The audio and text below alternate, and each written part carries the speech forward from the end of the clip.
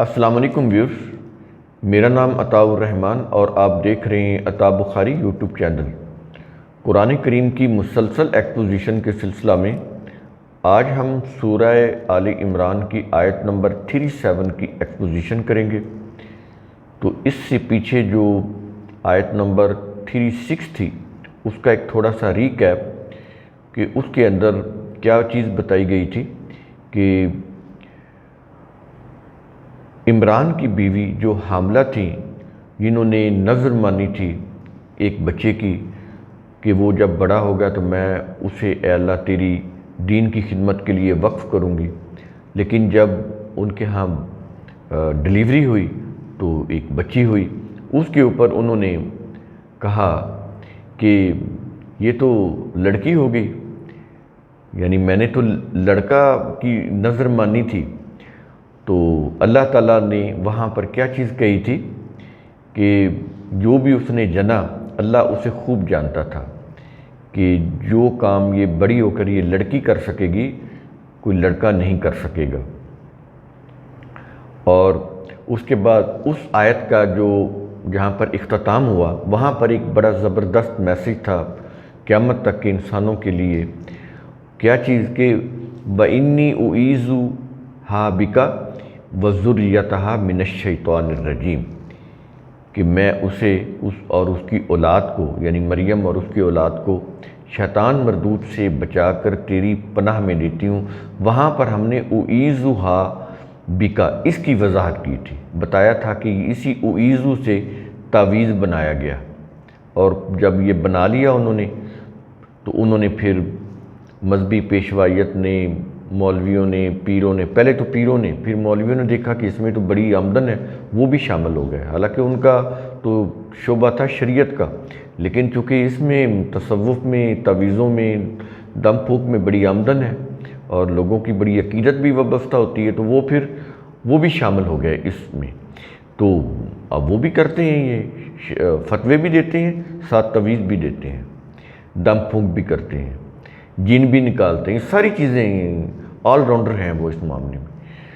تو جتنی بھی سپرسٹیشنز ہیں وہ اس کے وہ ماہر ہیں۔ تو یہاں پر چیز بتائی گئی کہ یہ غلطی نہ کرنا، اللہ کے اور مخلوق کے درمیان یہ لوگ آئیں گے تو یہ تمہیں اس کی راہ سے ہٹا کے اپنی مفاد پرستی کے لیے تمہیں اپنی طرف لے جائیں گے، پھر یہ راستہ گم ہو جائے گا جو اللہ کی طرف جاتا ہے۔ جو اللہ کی طرف راستہ کون سا جاتا ہے؟ جو انسانیت کی منزل کی طرف راستہ جاتا ہے، وہ والا راستہ، وہ پھر اس راستہ وہ گم ہو جائے گا تم سے، تم انسانیت کی منزل پہ نہیں پہنچ سکو گے۔ تو یہ چیز تھی اس آیت کے اندر۔ اب ہم آگے آتے ہیں آیت نمبر 37۔ فَتَقَبَّلَهَا رَبُّهَا بِقَبُولٍ حَسَنٍ، پھر اس کے رب نے اسے اچھی طرح سے قبول کیا، یعنی مریم علیہ السلام کی بات ہو رہی۔ وَأَنبَتَهَا نَبَاتًا حَسَنًا، بڑے خوبصورت الفاظ ہیں کہ اس نے اس کی اچھی طرح سے پرورش کی۔ اب یہ تو ظاہر ہے ہمارے الفاظ ہیں، قرآن کریم میں تو حسنًا ہے، اسی سے حسن ہے۔ یہ پیچھے بھی جو کہا جا رہا ہے نا کہ بقبول حسن، اور اسی طرح یہ اگلے جز میں کہا جا رہا ہے کہ نباتاً حسناً، تو یہ حسن سے ہے، حسن میں بیلنس ہوتا ہے۔ اب ہم اس کا ترجمہ نہیں کر سکتے، تو یہی کر سکتے ہیں کہ اچھی طرح سے پرورش کی، لیکن میں آپ کو ایٹیمالوجی میں جا کے بتا رہا ہوں کہ ایکچولی یہ لفظ کیسے بنے ہیں اور اس کے اندر بنیادی میننگ کیا ہے۔ حسن، اور حسن کا بنیادی میننگ، حسن میں بنیادی میننگ کیا ہے؟ توازن۔ ظاہر ہے جب توازن نہیں ہوگا تو وہ حسین نہیں ہو سکتی کوئی چیز۔ ایک پھول، اس کی جو پنکھڑی ہوتی ہے وہ کیسے نرم و ملائم، اس کی خوشبو، اس کی رنگت، کس طرح سے وہ سرخ اس کی رنگت ہوتی ہے، تو یہ سارا ایک توازن ہوتا ہے۔ ایسے کوئی انسان خوبصورت ہوتا ہے تو اس کی آنکھیں، اس کی کان، ناک، اس کے ہاتھ، اس کی باڈی، اس کے اندر ایک خاص تناسب ہوتا ہے، تو تبھی ہم کہتے ہیں کہ وہ بڑا خوبصورت ہے۔ تو یہ اس طرح سے الفاظ بنتے ہیں۔ اب ترجمہ تم یہی کریں گے کہ اچھی طرح سے قبول کیا، تو اندر اس کے یہ میننگ ہے۔ اس کے بعد کہہ رہا ہے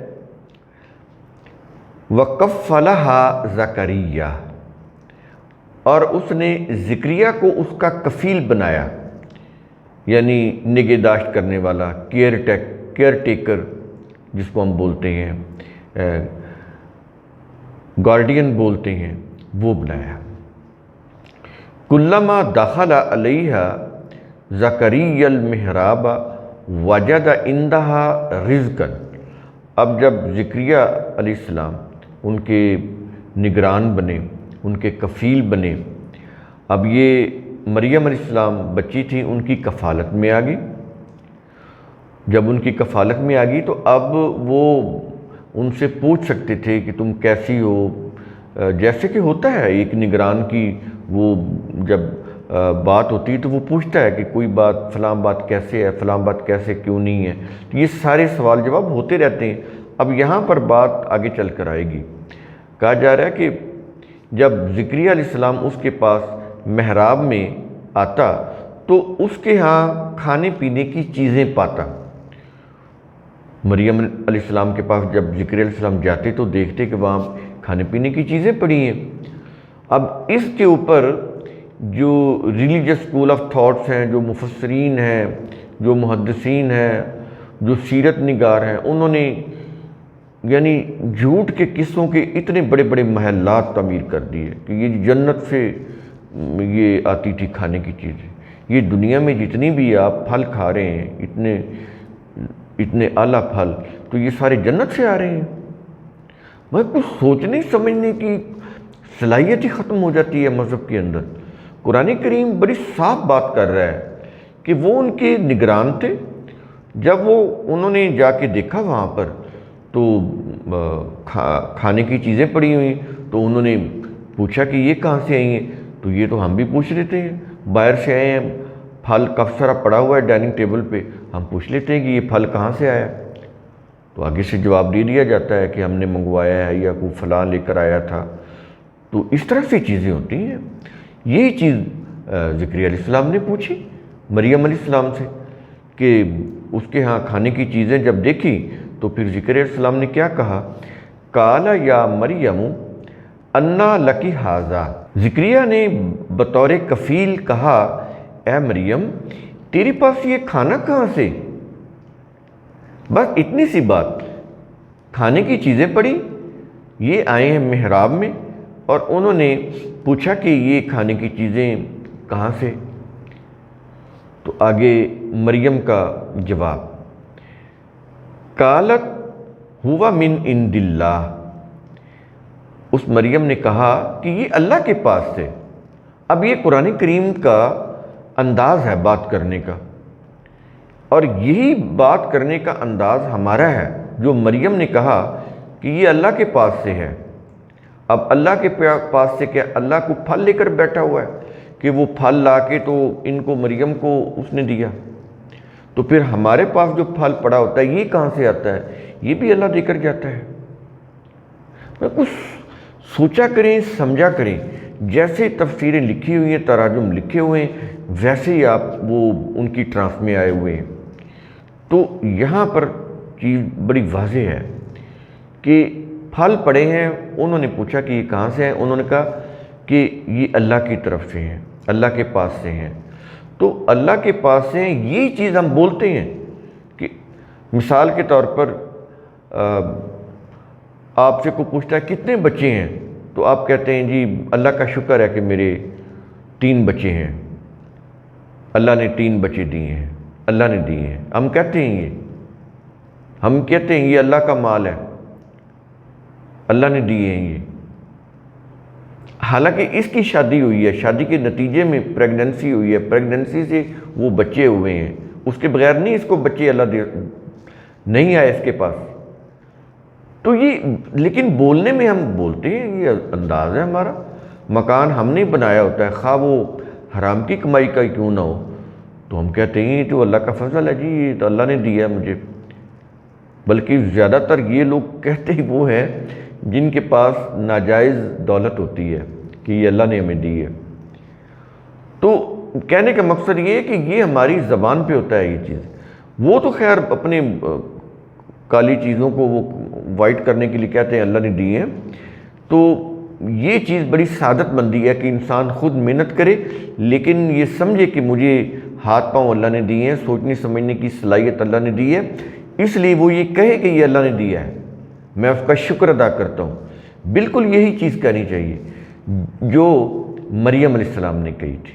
آج ہمیں بھی یہی کہنی چاہیے. اس کی ضرورت ہے, ہم ایکسیپٹ کریں. دیکھیں اگر ہمارے یہ ہاتھ کمزور پڑ جائیں ہم اپنی روزی نہیں کما سکتے. اگر ہماری عقل و فکر صحیح نہ ہو ہم کچھ سوچ ہی نہیں سکتے, کام ہی نہیں کر سکتے. ہماری بینائی نہ ہو تو ہم دیکھ ہی نہیں سکتے. تو یہ چیزیں کس کی دی ہوئی ہیں؟ اللہ کی. تو ایکچولی تو پھر اللہ ہی دینے والا ہے نا. یہ چیز ہے اس کے اندر.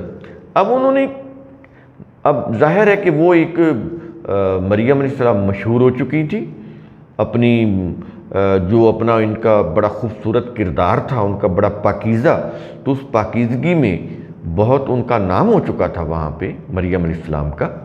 تو زکریا علیہ السلام جو تھے وہ ان کے بارے میں بڑے کانشیس رہتے تھے کیونکہ ہیکل کے اندر انہوں نے لڑکیاں لانی شروع کر دی تھیں جیوز نے.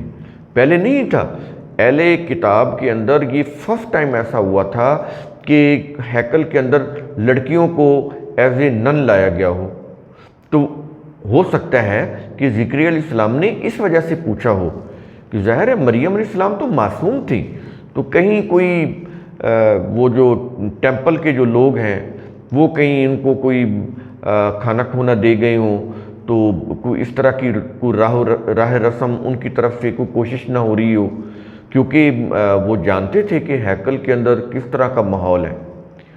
یہ چیزیں تھیں, اس لیے انہوں نے پوچھا تھا کہ یہ کھانا کہاں سے آیا ہے. تو مریم علیہ السلام کا آگے یہ سے جواب کہ یہ اللہ کے پاس سے آیا ہے. کیا مطلب؟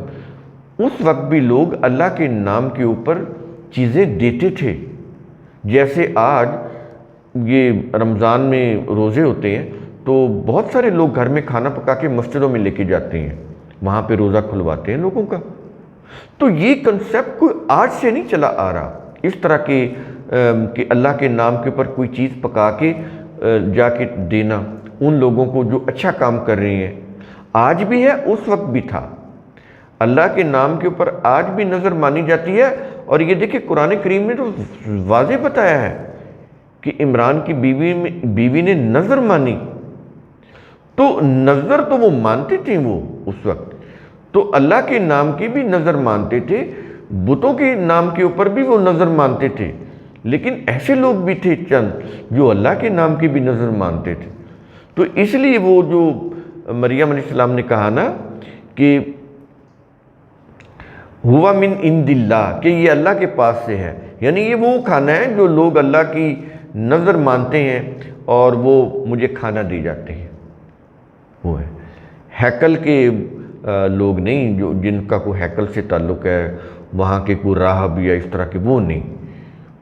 وہ لوگ جو اللہ کے نام کے اوپر چیزیں جو ہیں وہ نظر مانتے ہیں اور دیتے ہیں, یہ وہاں سے کھانا آتا ہے. اتنی سی بات ہے.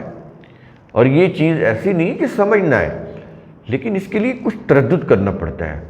قرآن کریم اس لیے سمجھ نہیں آتا کہ ہمارے ذہنوں کے اندر ریلیجس اسکول آف تھاٹ کی تفسیریں, تراجم, روایات, سیرت کی کتابیں وہ ہمارے اندر ہوتی ہیں, ان کی اینک سے ہم چیزوں کو پڑھ رہے ہوتے ہیں, اس لیے ہمیں وہی چیز نظر آ رہی ہوتی جو انہوں نے دکھائی ہوتی ہے. وہ ہمارے ذہنوں میں بچپن سے پختہ ہو چکی ہوتی ہے. اس لیے ہم بڑے آرام کے ساتھ وہی چیزیں لاشعوری طور پر مانے جا رہے ہوتے ہیں جو مشہور ہوتی ہیں, لیکن وہ غلط ہوتی ہیں. اور آگے ان اللہ یرزق من یشاء بغیر حساب, یعنی بلا شبہ اللہ جس سے چاہے بلا حساب رزق دیتا ہے. اس کا معنی کیا ہے؟ ہم نے پیچھے بھی یہ الفاظ آئے تھے اور جگہ پہ, وہاں پر بھی بتایا تھا کہ اس کے معنی کیا ہے. یعنی اللہ اپنی مشیت کے تحت, اپنی بشیت کے تحت, جیسے مشیت کے تحت مریم علیہ السلام پیدا ہوئی, پوری کائنات اللہ کی مشیت کے مطابق پیدا ہوئی ہے. اللہ کے ارادہ اور اختیار کے تحت یہ کائنات بنی ہے. اس کے اندر جتنے بھی نباتات ہیں, جتنے بھی سمندر ہیں، جتنے بھی یہ سمندری آبی مخلوق ہے، زمین کے اوپر رینگنے والی جتنی بھی مخلوق ہے، جتنے بھی مویشی ہیں، پھر اس کے اوپر انسان ہیں، یہ ساری اللہ کی مشیت کے مطابق ہے۔ اسی طرح مریم علیہ السلام کی پیدائش بھی اللہ کی مشیت کے مطابق ہوئی۔ اسی طرح مریم علیہ السلام کو جو کھانا آ جاتا تھا، اس میں بھی اللہ کی مشیت تھی۔ لوگ اللہ کے نام کی نظر مانتے تھے اور مریم علیہ السلام کو کھانا دے آتے تھے۔ اس میں کون سی ایسی بات ہے کہ اس کو یہ چیز جھوٹ بنا لیا جائے کہ وہ اوپر آسمانوں سے جنت سے آتا تھا؟ اور یہ کس نے کہا کہ جنت آسمانوں میں؟ وہ جنت بھی کہہ رہا ہے اسی زمین کے اوپر ہوگی، جہنم بھی اسی زمین کے اوپر ہوگی۔ جب ہم آئیں گے نا ان آیات کے اوپر، میں آپ کو بتاؤں گا۔ تو یہ اپنے کانسیپٹ کو کلیئر کریں، قرآن کریم کو سمجھیں۔ وہ اس وقت ہوں گے جب آپ عقل و فکر کی روح سے کام لیں گے۔ تو یہ جو بلا حساب رزق ہے، اس کے کیا معنی ہے؟ اس کے معنی یہ ہے کہ اللہ اپنی مشیت کے تحت جسے چاہے انسانی اندازہ سے زیادہ رزق دیتا ہے۔ یہ ہے اس کا معنی، ان اللہ یرزق من یشاء بغیر حساب۔ میں دوبارہ رپیٹ کر دیتا ہوں اس کے معنی کیا بنتے ہیں۔ یعنی اللہ اپنی مشیت کے تحت جسے چاہے انسانی اندازہ سے زیادہ رزق دیتا ہے، کیونکہ انسان بظاہر کیلکولیشن کر سکتا ہے، ایکوریٹ کیلکولیشن نہیں کر سکتا۔ جو پوری کائنات میں چیزیں ہو رہی ہوتی ہیں وہ ان کو نہیں سمجھ سکتا۔ جب وہ صحیح کرتا ہے تو اس کے سامنے جو محسوس چیزیں ہوتی ہیں وہ تو کیلکولیٹ کر سکتا ہے، تو جو چیزیں اس کے سامنے نہیں ہوتی، ایبسٹریکٹ ہوتی ہیں، ان کی کیلکولیشن تو نہیں کر سکتا۔ تو ان کی روح سے جو اسے ملتا ہے وہ اس کے لیے بے حساب ہوتا ہے، کیونکہ اس نے کیلکولیٹ نہیں کیا ہوتا۔